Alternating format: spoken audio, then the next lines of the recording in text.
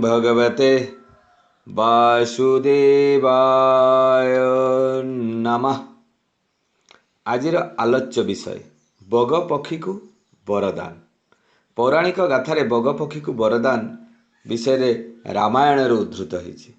जेतेबेले बाळींकर मृत्यु हुए, मृत्यु परे तारा मानसिक स्तर में भांगी पड़ती। स्वामी को मृत्युर जो गभीर आघात तांको मन एवं भावना को प्रभावित करिथिला, ताहा श्री राम बेस हृदयंगम करि पारिथिले। यौवन रे वैधव्यर गुरुभार को लाघव करिया पई तारंक पाखकु एक पत्र माध्यम रे सुग्रीवंको विवाह करिबा प्रस्ताव श्री राम प्रेरण करिथिले। श्री रामंक द्वारा निज पति बाळींक निधन होइथिला मध्य तारा श्री रामंको गभीर सम्मान दउथिले। आघात भविष्यत बा आगत भविष्यत ज्ञाता होइथिबारु तारा जानिथिले जे श्री राम विष्णुंकर पूर्ण ब्रह्म अवतार एवं पृथ्वीर दुष्कृत विनाश पाई तांकर धरावतरण। एही भक्तिभाव तारा को श्री रामंक परामर्श उपरे सकारात्मक भाव चिंता करिबा पाई प्ररचित करिथिला एवं परिशेष रे श्री रामंक प्रस्ताव ग्रहण करी से सुग्रीवंको विवाह करिबा को सम्मत होइथिले। महा आडंबर रे तारांकर सहित सुग्रीवंकर विवाह संपन्न हला। एठारे लक्ष्य करिबा कथा रामायण जुगरे मध्य श्री राम विवाह बा विवाह सपक्षरे थिले। तारांक पाई एहा कौनसी बाध्यता बा बाध्यबाधकता नथिला। तारा एवं सुग्रीवंक सम्मति परे ही श्री राम एवं निष्पत्ति को कार्यकारी करिथिले। जेहेतु तारांकर इच्छा थिला तेणु रामचंद्र सेटा को कार्य कले एवं से निष्पत्ति को नहीं से आग को बढ़िले।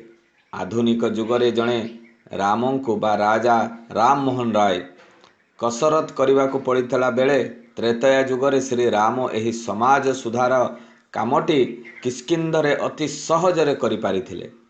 सुग्रीवंक नव विवाह और सिंहासन आरोहण कार्य शेष हैला बेलको वर्षा ऋतु आसी जाई थाए। सुग्रीव श्री राम को कहिले, मित्र, वर्षा काल रे माता सीतांकर संधान नेबा अत्यंत दुरूह व्यापार। घंच अरण्य रे घोर वर्षा जगु किष्किंधर दूत मानक पई संधान कार्य सहज हेब नाही। मो मतरे वर्षा काल परे विभिन्न दिग को दूत प्रेरण करी आमे माता सीतांक संधान नेबा। एही वर्षा काल आपण किष्किंधर राजप्रसाद रे बिताई दियंतु। आपणक सेवारे तिळे मात्र कार्पण्य हेब नाही बा कंजूस हेब नाही। विनम्रता सहित सुग्रीवंक प्रस्ताव को प्रत्याख्यान करी श्री राम कहिले, मित्र, पितृसत्य पालनर शर्त अनुजाई मु बनौका बेसरे 14 वर्ष अरण्य रे ही भ्रमण करिबी। नव बा नगर भितर बा प्रसाद भितरे निवास करिबा मो पाई मना। अनुज लक्ष्मणंकर पाई एही शर्त लागू न हेले मध्य मते छाड़ी से आपणक प्रसाद को रहिबे नाही। प्रश्रवण गिरी रे कुटीर टे निर्माण करी आमे दुई भाई अवस्थान करिबु। आपण किष्किंधर सिंहासन रे अभिषिक्त होई शांति रे राज्य पालन करंतु। वर्षा काल परे बिना विलंब रे सीतांक अनुसंधान पाई आपण कौपी सैन्य मानक विभिन्न दिगरे प्रेरण करिवे। अतीव मनोरम थिला प्रश्रवण शैलर प्राकृतिक सौंदर्य। गिरिपादरे पुण्यतया गोदावरी कलकल नादरे बही जाउथिला। पर्वत शिखर रे कलाहांडिया मेघ देखागले मयूर माने विभिन्न भंगी नृत्य करुथिले। घोर वर्षा समय शिराल गिरिझर उभयंकर प्रपातर रूप नहीं पर्वत शिखर भीम गर्जन करी लंप देउथिले। सबुजिमार प्राण प्राचुर्य भरी जाउथिला अरण्य प्रकृति। दूरदूर मानंकर राव मयूर मानंकर नृत्य विद्युत सहित प्रचंड घड़घड़ी रिमझिम आवारित बारिधारा श्री रामंक विग्रह को बा विरह को शतगुणित कला। विग्ध हृदय एवं अश्रुल नेत्र श्री राम सीता को अविरत झुरी हेले। मने पड़गला घन କାଳରେ କିପରି ବିଦ୍ୟୁଲ୍ଲତା ଭଳି ଶ୍ରୀରାମଙ୍କ ଶ୍ୟାମଳ ବପୁରେ ବିଜଡ଼ିତ ହୋଇଯାଉଥିଲା ସୀତା। ଏବେ ସୀତା କେଉଁଠି କିପରି କାଳାତିପାତ କରୁଥିବେ ଭାବି ଅଶ୍ରୁମୋଚନ କଲେ ଦାଶରଥ। ଏହି ଦାଶରଥୀଙ୍କର ଅଶ୍ରୁମୋଚନ ଅଜସ୍ର ହେଉଥିଲା। ଅଗ୍ରଜଙ୍କୁ ସାନ୍ତ୍ୱନା ଦେବାରେ ଅସଫଳ ହୋଇ ମାନସିକ ଯନ୍ତ୍ରଣାରେ ରହୁଥିଲେ ସୁମିତ୍ରା ନନ୍ଦନ।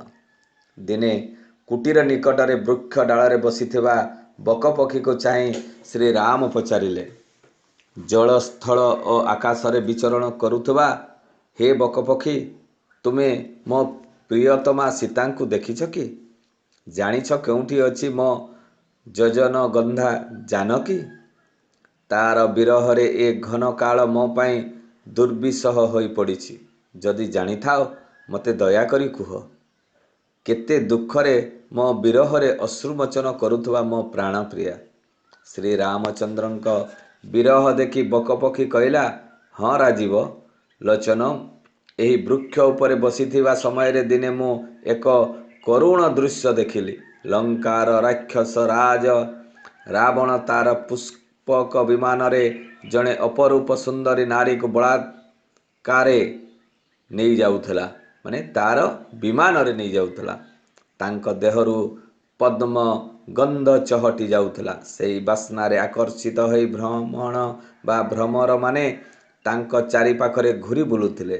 ବର୍ଣ୍ଣି ବିଭା କଥା କ'ଣ କହିବି, ବିଜୁଳିରେ ମଧ୍ୟ ଏପରି ଝଲକ ନଥିଲା। ବୀଣା ଜୀଣା କଣ୍ଠରେ ହେ ରାମ ହେ ଲକ୍ଷ୍ମଣ ବୋଲି କ୍ରନ୍ଦନ କରୁଥିଲେ ସେ ସୁନ୍ଦରୀ। ଆକାଶ ମାର୍ଗରେ ଦକ୍ଷିଣ ମୁଖା ହୋଇ ଉଡ଼ିଗଲା ସେ ବିମାନ। ସେ ନିଶ୍ଚୟ ଆପଣଙ୍କର ପତ୍ନୀ ସୀତା। ଆପଣ ଅବିଳମ୍ବେ ଲଙ୍କା ଆକ୍ରମଣ କରି ପତ୍ନୀ ସୀତାଙ୍କୁ ଉଦ୍ଧାର କରନ୍ତୁ। ବକପକ୍ଷୀର ସୀତାଙ୍କର ଉଦନ୍ତ ପାଇଁ ଅତ୍ୟନ୍ତ ଆନନ୍ଦିତ ହୋଇ ଦାଶରଥୀ କହିଲେ, ମୋ ସୀତା ସମ୍ବନ୍ଧରେ ବାର୍ତ୍ତା ଦେଇ ମୋ କର୍ଣ୍ଣ ପବିତ୍ର କରିଦେଇଛ ବକପକ୍ଷୀ। ମୁଁ ତୁମ ଉପରେ ଅତ୍ୟନ୍ତ ପ୍ରୀତ। ଯେଉଁ ବର ମାଗି ନେଉଛ ମାଗିନିଅ। ବିନୀତ ହୋଇ ବକ କହିଲା, ମୁଁ ଜାଣିପାରିଛି ଆପଣ ନରରୂପୀ ନାରାୟଣ। ମୋ ଉପରେ କୃପା କରି ଯେବେ ବରଦାନ କରିବାକୁ ଚାହୁଁଛନ୍ତି, ତାହେଲେ ଏତିକି କରନ୍ତୁ ଯେ ଘୋର ବର୍ଷା କାଳରେ ମୋତେ ଆହାର ଖୋଜିବାକୁ ନ ପଡ଼ୁ, ବସାରେ ଥାଇ ମୋତେ ଆହାର ମିଳୁ। ତଥାସ୍ତୁ କହି ଶ୍ରୀରାମ କହିଲେ, ବର୍ଷା କାଳରେ ତୁମକୁ ନିଜ ବସାରେ ହିଁ ଆହାର ପ୍ରାପ୍ତ ହେବ। ତୁମେ ବକି ବଗୁଲି ତୁମ ପାଇଁ ଆହାର ସଂଗ୍ରହ କରି ଆଣି ବର୍ଷା ଋତୁରେ ତୁମକୁ ବସାରେ ଯୋଗାଇ ଦେବେ। ଏହା ଶୁଣୁ ଟିକିଏ ଲାଜେଇ ଯାଇ ବକପକ୍ଷୀ କହିଲା, ପ୍ରଭୁ, ପତ୍ନୀର ଉଚ୍ଛିଷ୍ଟ ମୁଁ କିପରି ଖାଦ୍ୟ ରୂପେ ଗ୍ରହଣ କରିବି? ଅଳ୍ପ ହସି ଶ୍ରୀରାମ କହିଲେ, ପ୍ରୀତି ଆଦାନ ପ୍ରଦାନ ରମଣ ସମୟରେ ତୁମେ ତ ପୁଣି ଅଷ୍ଟପାନ କରୁଛ। ଚିନ୍ତା କର ନାହିଁ। ଖାଦ୍ୟରେ ଜିହ୍ୱା ଲାଗିଲେ ହିଁ ତାହା ଉଚ୍ଛିଷ୍ଟରେ ପରିଣତ ହୁଏ।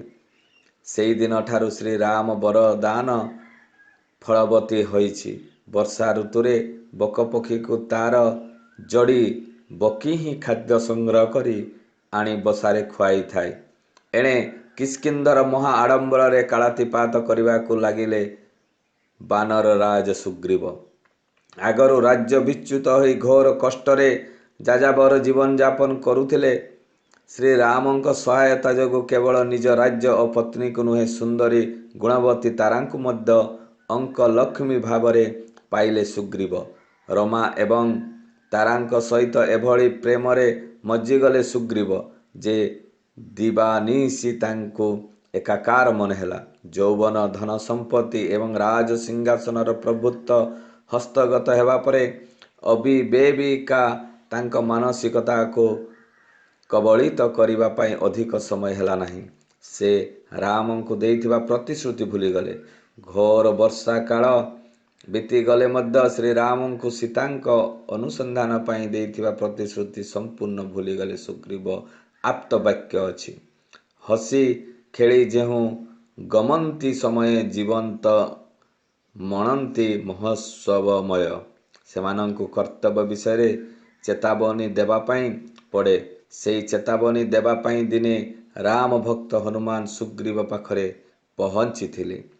ତ ଏଇ ପୌରାଣିକ କାହାଣୀଟାକୁ ଯେତେବେଳେ ମୁଁ ଆଲୋଚନା କଲି ସେହି ସମୟରେ ବିଭିନ୍ନ ଶାସ୍ତ୍ରଜ୍ଞ ପଣ୍ଡିତ ଏବଂ ରଚୟିତାମାନେ ତାକୁ ବିଭିନ୍ନ ଭାବରେ ରଚନା କରିଛନ୍ତି ଏହି ବିଷୟଟିକୁ। ଯେମିତି ତାମିଲ ରାମାୟଣ ରଚୟିତା କମ୍ବନଙ୍କ ତାରା ଏବଂ ଆଦିକବି ବାଲ୍ମୀକିଙ୍କ ତାରାଙ୍କ ଚରିତାୟନ ମଧ୍ୟରେ ଅନେକ ପ୍ରଭେଦ ପରିଲକ୍ଷିତ ହୁଏ। କମ୍ବନଙ୍କ ତାରା ପତି ବାଳୀଙ୍କ ମୃତ୍ୟୁ ପରେ କିଷ୍କିନ୍ଧର ରାଜପ୍ରସାଦରେ ସ୍ୱାଧୀ ବିଧବା ଭାବରେ ପବିତ୍ର ଜୀବନଯାପନ କରି ଆବଶ୍ୟକ ସମୟରେ ଦେବର ସୁଗ୍ରୀବଙ୍କୁ ରାଜ କାର୍ଯ୍ୟରେ ମନ୍ତ୍ରଣା ଦେଉଥିଲେ। କିନ୍ତୁ ଆଦିକବିଙ୍କ ବର୍ଣ୍ଣନା ଅନୁଯାୟୀ ବାଳୀଙ୍କ ମୃତ୍ୟୁ ପରେ ଶ୍ରୀରାମଙ୍କ ପରାମର୍ଶ ଏବଂ ଅନୁରୋଧ ଅନୁଯାୟୀ ତାରା ସୁଗ୍ରୀବଙ୍କ ପାଣି ଗ୍ରହଣ କରିଥିଲେ। କ୍ଷେତ୍ରମୋହନଙ୍କ ଦ୍ୱାରା ଅନୁସୃଜିତ ରାମାୟଣରେ ମଧ୍ୟ ତାରା ସୁଗ୍ରୀବଙ୍କୁ ବିବାହ କରିବା ବର୍ଣ୍ଣନା କରାଯାଇଛି। ଆମ କବି ସମ୍ରାଟ ଉପେନ୍ଦ୍ର ଭଞ୍ଜ ମଧ୍ୟ ଲାବଣ୍ୟବତୀ କାବ୍ୟରେ ବର୍ଣ୍ଣନା କରିଛନ୍ତି, ହେ ରାମ ଶ୍ୟାମ ସୁନ୍ଦର ଅଛ ଦତ୍ତ କରି ସୁଗ୍ରୀବରେ ତାରା ବିଭୀଷଣେ ମନ୍ଦୋଦରୀ।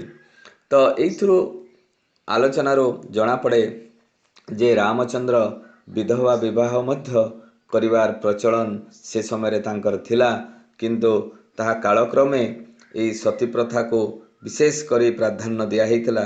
ତେଣୁ ରାମଚନ୍ଦ୍ର ସେହି ରାମାୟଣରେ ମଧ୍ୟ ଏହା ବର୍ଣ୍ଣନା କରି ଶିଖେଇ ଯାଇଛନ୍ତି, ଅଳ୍ପାୟୁ ହେଇ ଯଦି ଜଣେ ବିଧବା ହୁଏ ବିବାହ କରିପାରିବ। ତେଣୁ ଯାହା ବି ହଉ, ଏଇ ଆଲୋଚନାଟି ଯଦି ଭଲ ଲାଗିଥାଏ ତାହେଲେ ମୋତେ କମେଣ୍ଟ ବକ୍ସରେ କମେଣ୍ଟ କରିବେ। ମୁଁ ନୂଆ ନୂଆ କଥା କହି ଆପଣମାନଙ୍କ ପାଇଁ ଆଣିବି। ଓଁ ଭଗବତେ ବାସୁଦେବାୟ ନମଃ।